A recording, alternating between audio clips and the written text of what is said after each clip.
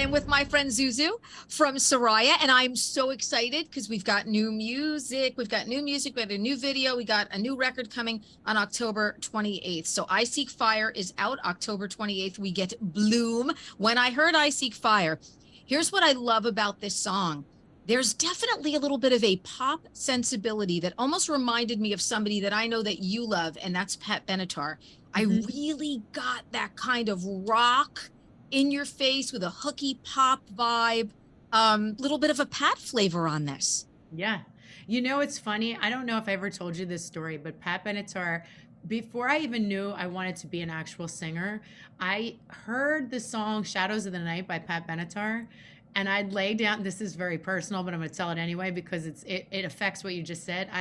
I'd lay down like before I'd go to sleep and I'd picture myself singing to an audience that song, Shadows of the Night.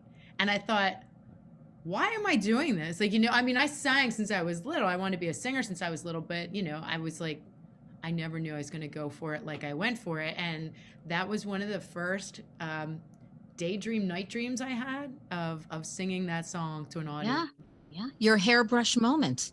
Yeah, it was. Your hair, people have their hair. I always call it the hairbrush moment, even if it's not about singing, even if it's acting or something that you want to do with your life. And it's your hairbrush moment where you feel like you can get that hairbrush and sing into that hairbrush and the whole world changes for you. And yeah, I mean, this tune is just dynamite. I mean, just dynamite. I want to talk about the video, but what can we look forward to with the record, if you can give us a little bit of what's to come? Is it finished? Are you guys just waiting to release it? Yes, it's been finished since October of last year, actually. Wow. Yeah, we were waiting on the vinyl, to be honest. There was a backup, and so we did want to release it on vinyl. The label and us talked about it because for a minute I thought maybe we should just put it out there, stream it, and then it would go against everything we've done so far. So it was worth the wait. We have some songs for me, like listening now, the one thing that time has done has allowed me to listen back to the whole record as more of the listener and the observer than actually the artist. And I'm just like blown away by the songs and the growth of the band. Like, it's so weird because I'm in it, but I'm also a fan of just the work ethic and the growth of the band, and that we've never stopped, even as songwriters, just maturing and trying things. Like, we're not stagnant and going like, this works, let's just do this kind of thing. It's like we still get in a writing room and then in a production room, and we still have that magic, which is like, we've been doing it a little while with each other. So for us to still have that and still be excited by working together is pretty cool. I love that you can look at it like that. I mean, I think that that's fantastic because you've got a phenomenal band behind you. How can you not be a fan of them? I am.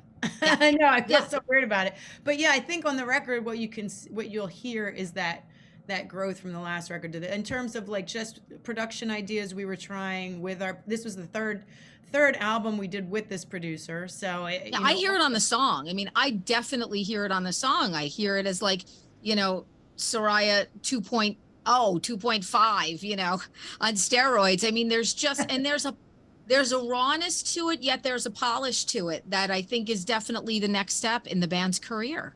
Thank you. I think what's really cool about writing with Travis is my main co-writer, and we've written together for years, and I think the magic there is just he has a very different, very raw approach, and I have a very polished pop approach to my writing. It's not what I listen to all the time. I listen to a wide array of styles, but at different times all the time. Like, I'll be listening to punk for like 6 months, and then I'll listen to like Jeff Buckley for like 6 months. Then I'll be listening to Hailstorm. I remember I was running to Hailstorm, I Am the Fire for like 2 months in a row. I'm like, this is the only song that makes me run. Like, that was it, So my tastes are very, I listen for melody. Like, I'm attracted to a song out of melody, and he has a whole attitude he brings to the music that I think for us really works well. And starting to write with Brianna as well, she brings a whole different vibe to the style, and I think just honoring each other and hearing each other out is it allows us to write songs that are different all the time and surprising. And I think from being produced over a period of time, you start learning different ideas get into your head. Like, oh, that was definitely Steven's influence. Oh, that was definitely like Jeff's influence. That was definitely playing with Joan's influence, or, so you start subconsciously bringing that in anyway. Like there's no way you can't, you Yeah, know. yeah, yeah. And speaking of, you mentioned I Am the Fire. I love the video work too, and you guys do such great videos with Sam, and he also worked on, I guess it was I Am the Fire. He worked with Highly Suspect on Little One, which was an amazing video. He's a film and video producer. Yep. So how how did you guys get this great chemistry with him? Because these videos tell a story. I really think the video for I Seek Fire is the best one that you guys have done so far. And there's something about you too. You're like kind of Zou Zou actress in this, like, you know, but there's still that great performance vibe about it. So how did you guys hook up? How did you know that he would be the visual guy? The visual is very, very important to people. I think he's also a storyteller. I like to tell stories with the songs. I do a lot of my song lyrics come from reading poetry and reading literature. I'm a big book nerd. Like I've always been that since I was probably in first grade. Always found a lot of comfort in that, and I'm very inspired still by literature. And I find that a lot of actually fans and friends of ours lead me to the next thing I'm going to write about without knowing it. And the thing about Sam is he thinks in that same context. So what we always do, we did for Tight Lipped and we also did for this, is he calls me and he says, okay, first I have to make sure he likes the songs. He doesn't like the song, it's kind of pointless. And then he said, okay, well, where did this come from in the song? Where did this come from? Where did this come from? And I have to go literally line by line with this guy. And of course, for me, it's exciting because no one wants to hear all that. There's a lot. Like there's a lot of ideas sewn together in each song. So he loves to hear that. And then what he does is he comes back at me with a completely different storyline from what I just told him. So he had a whole Frankenstein kind of like, you know, this idea that and he always does it visually. He sends me a treatment. Like he sent me those images of the red and the black silhouettes. Wow. And yeah, he knew it all comes to life as soon as he sends the treatment. And then, you know, he always picks his DP, who's always the member of like one of the same team he always works with, and they know how to work with him. And we do whirlwind videos, like 2 days in and out, like Wow. fly out, fly home. But he edits them together. And there's so much going on. There's so Yeah. much going on. But what I love is what doesn't get lost is there is still the story. There is still the meaning behind the song, whether it's how you see it or how he sees it or how both of you see it together. But there's still that performance piece. There's still your chance to see the band as a band. And I love that. And I love all the silhouetting in this too. It's really, really cool. Visually, it's very pleasing to the eye. And it's perfect now for this time of year, I think, too. Yeah. Sort of like you guys launching it, you know, kind of end of summer was just great. It was just genius. Yeah, he definitely had to convince me to go the way I went because he's like, I want you to look like this underground witch warrior that this woman above ground thinks she is, but she's not. And I'm like, what is it going to look like? Like, I'm all like, what are we going to look like? Are we going to look like Soraia? And then, but he's very good at convincing you to get involved in this story and forget everything else, which I think was what I love about working with him. He totally came to us through a good friend that connected us that said, you got to work with this guy. She's in California. She's in Los Angeles, also a writer, also works on film sets. And I've known her. She's been a fan for probably 10 years. And she just said, you got to work with this guy. I need you to work with him. And that's when we did Tight Lipped. And after that, I was like, he just is very inspiring, and he very much convinces people to get in the story. You're in the story. Yeah. It's happening. Yeah, definitely a part of the band. So we're talking right before touring starts. Yep. You're going to have a busy, what does the fall and what is the beginning of next year look like for you? You're going out with your friend Joan. You and Joan have a great connection, Joan Jett. You're on the road with her, touring, doing shows. And you're also going to be doing a show with Josie Cotton. Yep. That's so exciting. She was such a fun, different, cool lady. A lot of people will remember her, especially from like the Valley Girl soundtrack. And she was just awesome with so many cool tunes. And she's still doing it, and she still sounds great, and she still looks incredible and looks great. So tell me about touring for the fall and for 2023. I can't believe I'm saying that. Yeah, me neither. I feel like 2 years have disappeared. So, yeah, we start tour this Saturday. We fly out to the West Coast, and then we Wow. start Tuesday night is our first show. We do like 5 in a row, all across LA and also in Nevada. We're going to Nevada, and then we fly home, get our stuff together, get back to drive out to the Midwest to do the shows with Joan. So all the ones on West Coast are with Josie Cotton, and then when we come back, they're with Joan, and then we're doing another more staying further into the Midwest with Haley and the Crushers. So, Wow. and then also was actually from LA but now lives in Detroit. So, I thought pairing up with a few like Now, are they on Steven's label? no, they're on their They're own not label. on Steven's label. Robot Records. They're both Robot on. Records. Okay. Because Steven's got, the thing I love about Steven's label, and you guys are on Little Steven, is the Steven that we're talking about, Wicked Cool. He does have a lot of different styles, especially of female rockers on his label, whether it's the Dolly Rots or Coolies or, bands out of LA, Detroit, you guys, Cohen the Knockouts. He's got a lot of different styles of women. And you were the band that he spoke to me about the most when he came in and was on my show. And he was like, you've got to listen to this band. And it's not because they're on my label, but it's because they're amazing. And I know you are going to love them. So he put the bug in my ear and left me some Soraia CDs. And that was how I kind of became a fan of yours. And then Scotty B became a fan. And I think it was just sort of the meshing of you coming into my world in different places. So I love that Steven is very supportive, especially the artists on his label. Steven wasn't the guy that was like, oh, you got to be major label people. And he's just like, if I love a band, I put them on my label and I let them record. That's right. That's absolutely the way he does it. I remember there's a few times that we had creative disagreements about things, and then he would like literally think about it for days and come back to me and be like, you're right. I remember it was over the album title of the first album we did with him, Dead Reckoning. And he's like, doesn't sound right. It doesn't sound like, and I explained to him what it's about. And then he saw the artwork and he goes, oh, you've actually really thought about this. Like he really listens to the artists and he likes to be a part of what they're doing. Like we co-wrote Hammer and the Anvil together with me and him. Yep. So he's been on every record in some form, either producing something. He'll just walk in, and I think that was always his idea when he started things. And I don't want to speak for him, but because all of his organizations are on the same floor, the recording studios in the same building, like it's all on the same. You walk into his office and you'll see teachrock.org, you'll see Underground Garage, you'll see Wicked Cool Records, Renegade Nation is all those. You'll see the recording studio. So it's all in one place, and it's such a rock and roll haven. I mean, you walk in there and you just go, like, you breathe a sigh of relief, like there is joy in the world, like everything's when you're in Steven's presence, when I see him, like I kept calling him when he was on the show the architect, because I just think he's an architect of so many things, whether it's his part in the E Street Band or producer of the bands that he produced. I mean, Steven was producing bands, especially female bands back in the day, Lone Justice, and he gets it. He just gets it. Whether it's Darlene Love or Lone Justice, or, he has that mind that is always working, where the music kind of comes out of your pores.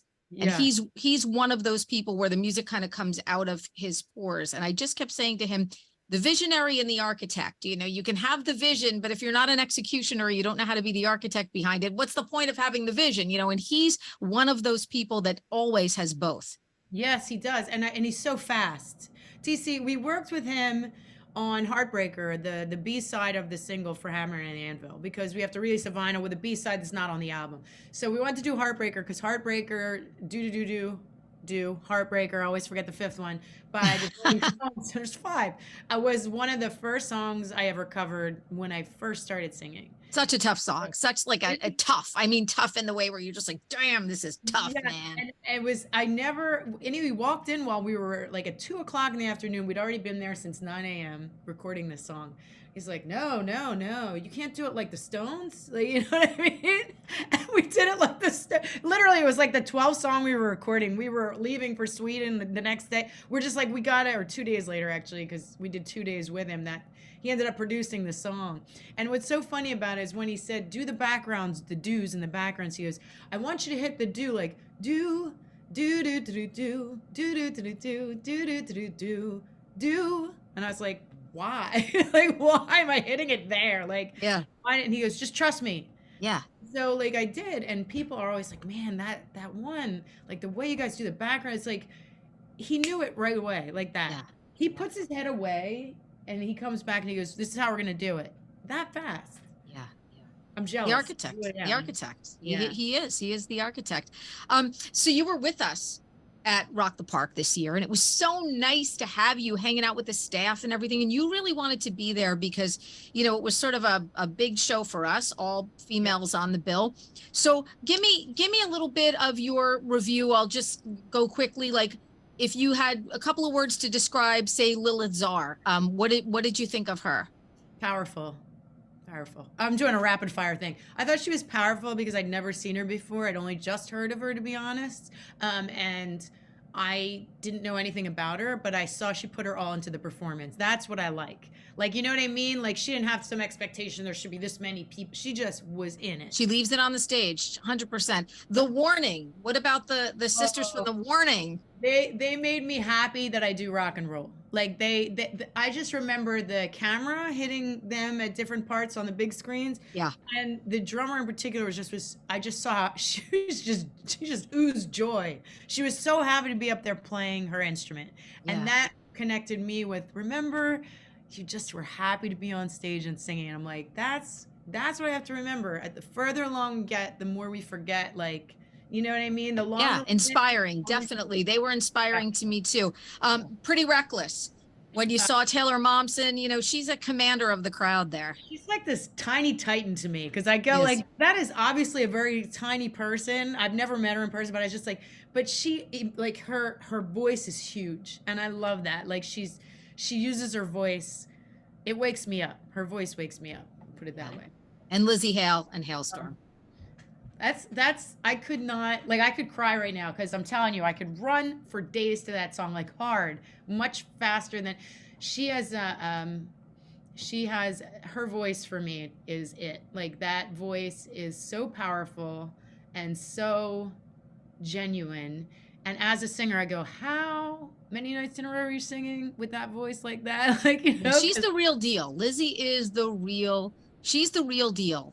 And I went on her page afterwards, actually, and looked up. She has a blog on there about what she does to take care of her voice. I admire that so much, because, you know, there's this idea and this image that you have to be like this, like, to be like this singer in this rock and roll band. It's this image, and it's not. It's so you have to be the biggest nerd to take care of your voice like that for the road. Like, you really have to, like, I was talking to the Killer Queen guy when we played with them, and I said, how night after night doing Freddie Mercury's, like, it's really boring being a singer, isn't it?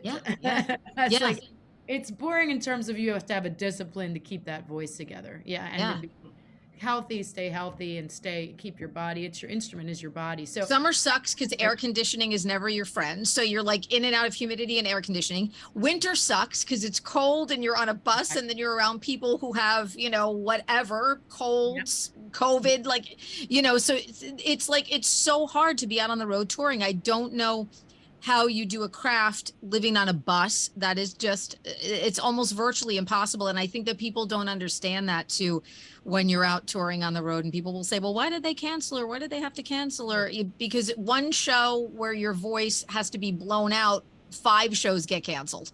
That's so it's really, really difficult. But it was so nice to have you there, and we had Mariah from Plush come out, and it was just so great to see the ladies supporting the ladies, because I think this is an awesome time for women in music, and it's a time that's a long time coming. Certainly as a program director, for me, this is something I'm very, very happy to be able to see in my career, because I remember back in the day, if you had a woman on the playlist, there wasn't room for a second one, you know, and I remember thinking that's just horrifying, you know, and I always thought, and I'm not saying that everyone should be on the playlist, but what I'm saying is that if the music is great, your gender shouldn't matter if there's someone else of your gender on the list.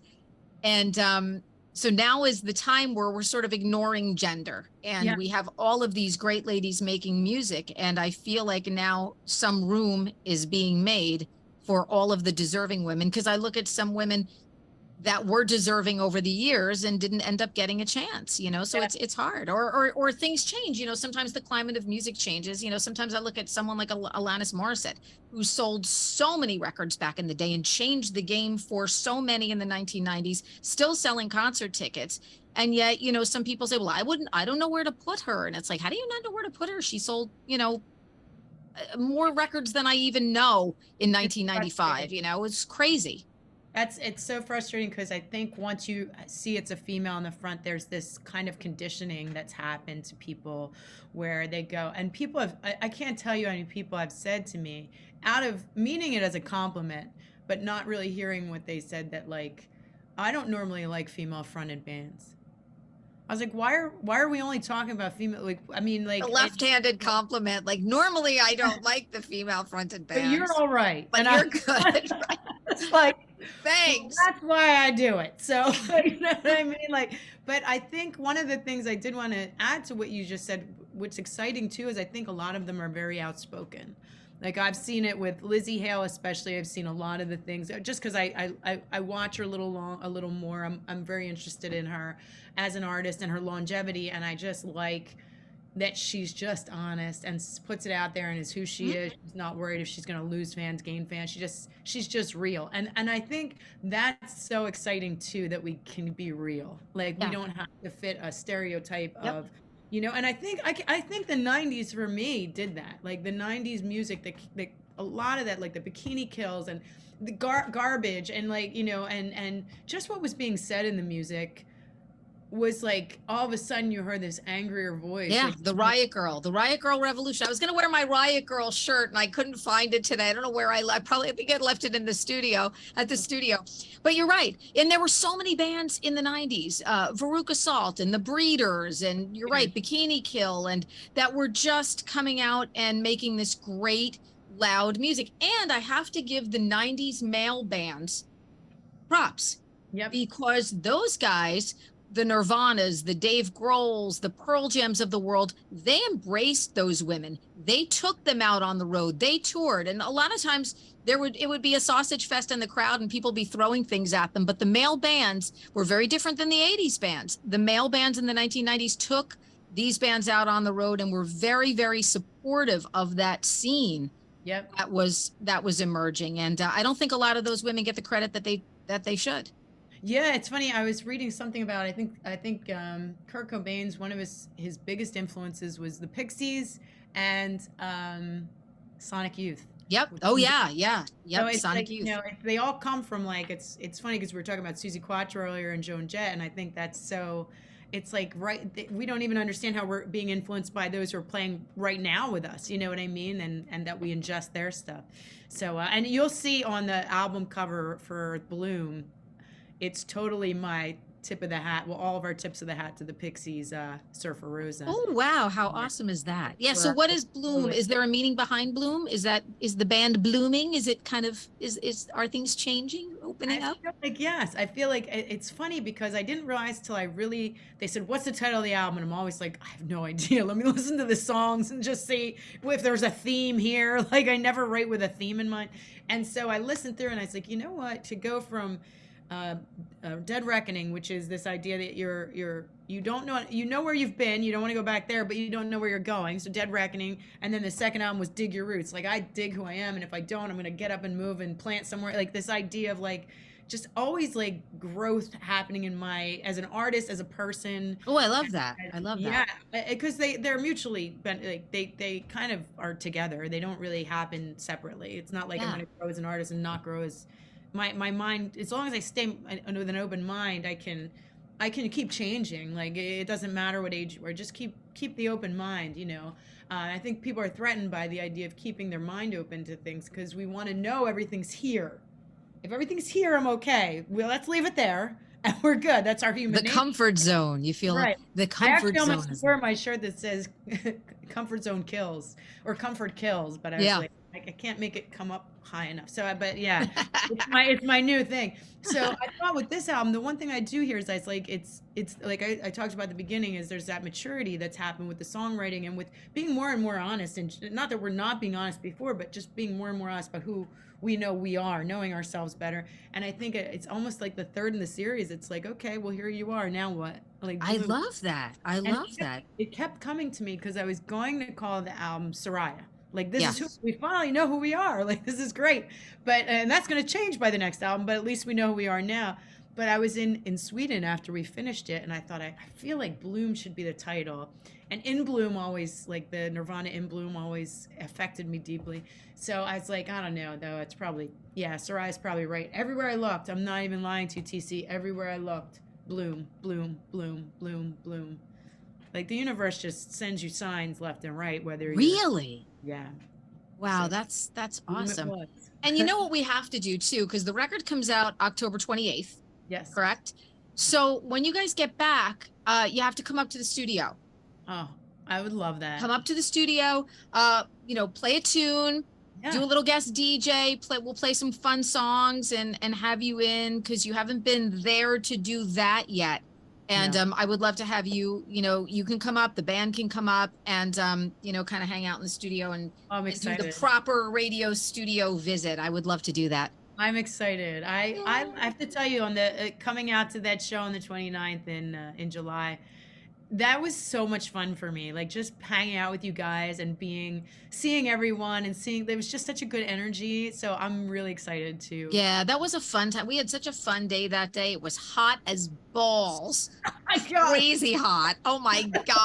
I literally was pouring ice down my back and down my front. And then people were like, oh, hi. And I'm like, oh God, they're going to think I'm a sweat box here. I'm like, I swear to God, it's ice from the cooler. It Everybody, was just my so arm hot. was like, It was crazy hot. Yeah. But man, we had such a good time and it was great to hang with you and meet so many new friends. You know, you met some new friends and I met some new friends and the rock and roll beauty guy was there. We all got our makeup and that was exciting. That was so much fun. I was like, yes. Yeah, that was great. I love when he brings those fabulous goodie bags along. It's always nice to get all that great rock and roll beauty stuff. Oh my God. All I did was play like the next day and a half. I'm like, what if I did like Prince Purple, Rainy Purple, like, you know what I mean? Like, yeah. it was so fun. That was great. That was great. Yeah. So good luck with tour. Good luck with the tour. Good luck with the tour. And you guys had a great like first week at radio. Yeah. A lot of radio stations putting I Seek Fire on the playlist, including WDHA. So super happy to have you guys doing so well everywhere at terrestrial radio, not just in the state of New Jersey. Congratulations on a great first week. Yay. Thank you very much. Thank you very much. You've been inspirational in everything you've done for us. As you are for us. You're always there to help us out. Helped us out with Rock and Rough Day. I have more dogs always. So anytime you want to come by and play with the dogs, you know that. I just want to take them all home is the problem. I really wanted to call and check up on every single dog. I have friends coming out tomorrow. Our friend Jim from Sedona Shepherd. And I know that you bonded with some of the shepherds when we were at the Dover Dodge event. Is he bringing dogs by any chance? He's bringing shepherds. He's bringing, I think he's bringing Sam. He's bringing a shepherd tomorrow named Sam. So I'm excited about that. So I'm excited too. Oh, let me say one more thing. Can I? Of course. One of the things I did hear Lizzie Hale say on stage that night before she left the stage was that WDHA in New Jersey was one of, if not the first station to support them on commercial radio. Yep. So you have a nice history of that too. It was nice to hear that it's not, you know.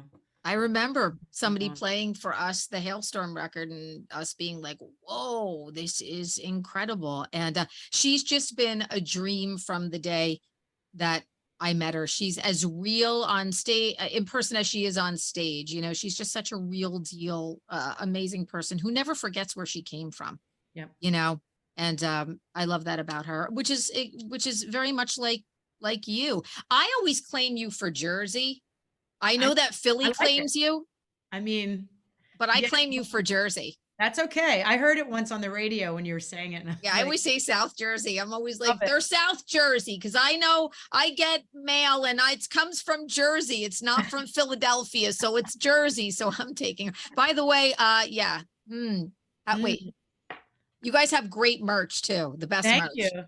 I Thank love you. your merch. Yeah, I love it. We actually just I'm gonna send you a gift. We just did zombie Soraia every Halloween now. We do a That's Brianna, right? Because Brianna's kind of behind the merch. She's a nice little crafty mastermind there. God, her drawings are. She made us all zombies, and we have like just a few sweatshirts, but I have to get you one. So fun. There's That is zombie so Soraia on fun. the back. Yeah. Oh, love, love, love it. Well, it is always wonderful to catch up with you.